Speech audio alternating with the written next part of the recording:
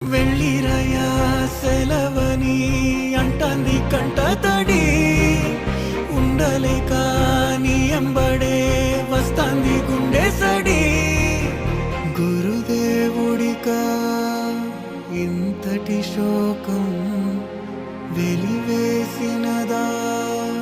పాపపులో